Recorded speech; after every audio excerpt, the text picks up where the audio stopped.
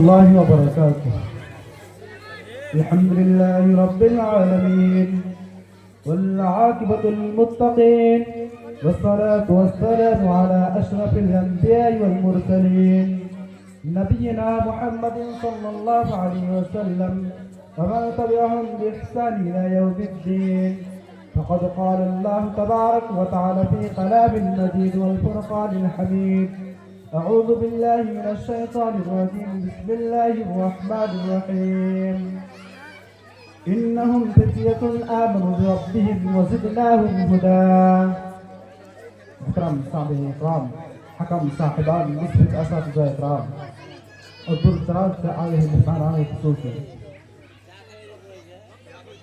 فرد نسل ماں اور بہنیں، آج کی سالانہ پروگرام میں میں جس عنوان کو لے کر آپ لوگوں کے سامنے حاضر ہوا ہوں، اس عنوان کا نام ہے نوجوانوں کو پاکیزہ کیسے بنایا۔ انسانی زندگی کے بدترین ارتقا میں ایک مرحلہ جوانی کا ہوتا ہے۔ جوانی کا لفظ زور اور طاقتور ہے، شجاعت، رعب، دبدبہ، جہد، مسلسل پر جوش، جذبات، عمل متواتر کا آئینہ دار ہے۔ اللہ تعالیٰ کی نعمتوں میں سے ایک عظیم نعمت جوانی ہے۔ اس عمر میں بدن میں سیلاب کی خون میں دورانی ہوتی ہے۔ قرآن و حدیث میں جوانی کو عمر کو بڑی اہمیت حامل ہے۔ نوجوان طبقہ اپنے قوم میں بڑی اہمیت کا حامل ہوتا ہے۔ اگر ان کے اندر بگڑ آ گیا اس قوم کی خیر نہیں۔ اگر نوجوان طبقہ دیندار، بااخلاق، باقیدار، تعلیم یافتہ بن جائے، اس اسلام کا صحیح نمائندہ اور ترجمان بن جاتا ہے۔ اگر یہی طبقہ بے دین، بد اخلاق، بد کردار، تعلیم سے لاپرواہ ہو جائے تو پورے ملک و معاشرے کے لیے خطرناک ثابت ہو سکتا ہے۔ نوجوان احسان کا معمار ہوتا ہے۔ آپ دیکھیں تو قرآن مجید نے آنے والے نسلوں تک کے لیے ان نوجوانوں کی ضرورت کو بیان کیا اور سنت نبوی میں بھی ان باقیدار نوجوانوں کو تذکرہ کیا گیا ہے۔ ایمان لانے والے، دین کی حفاظت کرنے والے صالح نوجوانی کی اہمیت بیان کرتے ہیں اللہ تعالیٰ نے اصحاب کہف کے بارے میں فرمایا: انہم فتیۃ آمنوا بربہم وزدناہم ھدی۔ اللہ تعالیٰ کہتا ہے انہم فتیۃ آمنوا بربہم وزدناہم ھدی۔ اصحاب کہف چند نوجوان تھے، اپنے رب پر ایمان لائے اور ہم نے انہیں ہدایت سے نوازا۔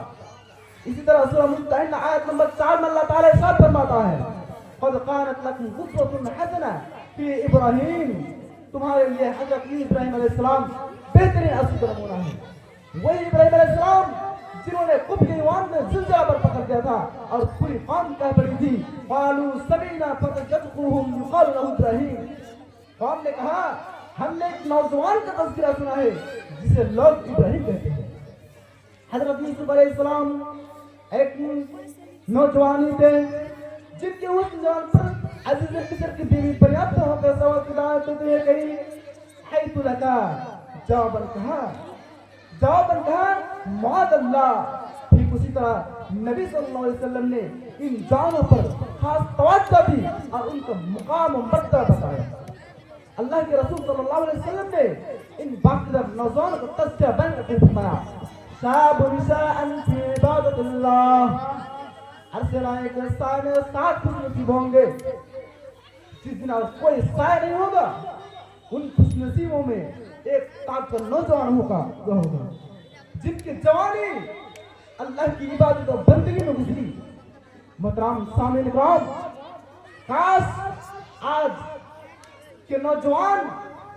اپنی زندگی اللہ کی عبادت اور بندگی میں گزرتے اور اپنے آپ کو بلند مقام پر لے جانے کی کوشش کرتے۔ کہ شاعر نے بڑی بہترین بات کہی ہے کہ جوانی میں عبادت کاہلی اچھی نہیں، کہ جوانی میں عبادت کاہلی اچھی نہیں، جب بڑھاپا آ گیا بات بن سکتی نہیں۔ محترم سامعین اکرام، نوجوانوں کو اللہ کے رسول صلی اللہ علیہ وسلم نے اس خاص مرحلے جوانی کی اہمیت اور مسئولیت کا تعارف فرمایا: اغتنم خمسا قبل منها شبابك قبل حرامك۔ اپنی جوانیوں کو بڑھاپے سے پہلے غنیمت جان کر اس کی حفاظت کرو، تاریخ اسلام کو مطالعہ کرو، معاشرہ سماج خواہ مادی ہو یا روحانی تعمیری اور تقریبی اس میں محرک نوجوان ہی رہے کہ سائے نے پھر بڑی بہترین بات کہی ہے مقابل روح جب بیدار ہوتی ہے جوانوں میں مقابل روح جب بیدار ہوتی ہے جوانوں میں نظر آتے ہیں اپنی منزل آسمانوں میں محترم سامعین اکرام آقا سے وہی صحیح اسلام قبول کرنے والوں میں صرف اس نوجوان باپ کا ہی تھے ٹھیک اسی طرح حضرت ابوبکر رضی اللہ عنہ 37 سال حضرت عمر فاروق رضی اللہ عنہ 27 سال ٹھیک اسی طرح حضرت عثمان رضی اللہ عنہ عمر 27 سال ٹھیک اسی طرح علی رضی اللہ عنہ عمر 10 سال مگر افسوس آج ہمارے نوجوان اطاعت الہی شرعی حدود و قیود سے اپنے آپ کو آزاد کر لیا اور غیروں کے رنگ بھول گئی رب چاہی زندگی کے بجائے من چاہی زندگی بسر کرنے لگا آج ہمارے نوجوان ہمارے کی سب سے جوانی کے مرحلے میں 20 22 25 30 گھر کے لیے پہنچے ان کے یہاں تعلیم و تربیت کا فقدان بے روزگار بے دین برے ساتھیوں کا انتخاب پھر آخرت سے اس کا غافل بلکہ خود اپنی جوانی اور زندگی کی اہمیت سے غافل جس کی فکر والدین سرپرستوں اساتذہ ذمہ داران دانشوران جمعیت و جماعت کرنی ہے آج ہمارے نوجوان آج کی جدید ملحدہ طرز زندگی فیشن منکرات اور مغربی کلچر میں تباہی و گمراہی کے علی کڑے میں ڈال رکھا ہے محترم سامعین اکرام آج ہمارے نوجوان بہت پیچھے رہ گیا ہے شرعی حدود اور قیود سے اپنے آپ کو آزاد کر دیا اسی طرح ایسے ماحول میں ہم ان کا علاج کیسے کریں آئیے چند تجاویز پیش کرتے ہیں اسی طرح ایسے ماحول میں ہم انہیں ایمان و عقائد کی تعلیم دیں ان کے اخلاق و کردار کو سیرت سازی کتاب اور اسلاف کی سیرت اور کارناموں سے کرے اور اتنا مضبوط کرے کہ اچھا یہ عام ہو اسی طرح ایسے ماحول میں انہیں ہم مقصد زندگی سے وقت پرائے تاکہ وہ اپنا منصوبہ بند طریقے سے مستقبل کا حد تک کرے اسی طرح ایسے ماحول میں ان کے اندر کی چھپی ہوئی صلاحیتوں کو اجاگر کرے اور انہیں اپنی ذمہ داریوں کا احساس دلائے اسی طرح ایسے ماحول میں انہیں عیش پرستی کو ترک کرنا سکھائے مسجد نماز دعا ذکر اذکار تلاوت قرآن مجید اور نبی کریم صلی اللہ علیہ وسلم کی سیرت صحابہ اکرام رضوان اللہ علیہم اجمعین کی سیرت کے مطالعہ پر زور دے اسی طرح ایسے ماحول میں نوجوانوں کو مغربی کلچر ملحدانہ طرز زندگی فحش منکرات اسلام و فضیلت سے روکے انہیں اپنی قیمتی اوقات کو ہوٹلوں چوراہوں بازاروں گلیوں میں اور پورے دوستوں کے ساتھ گزارنے دیں اسی طرح ایسے ماحول میں اعتدال اور معیار روی اختیار کرے شہرت طلبی اور دکھاوا یا خواہش بچے ثابت کرنے استقلال بھی ضروری ہے اپنی تقریر اور تحریر میں 1642 سے دور رہیں اس سے آپ کی وہ وعید ہو جائے گی مگر سنت رسول اللہ صلی اللہ علیہ وسلم کی اہمیت جب جائے گی اسی طرح ایسے ماحول میں علماء کرام سے قریب رہنے کی کوشش کرے مسجدوں سے وابستگی اور لگاؤ پیدا کرے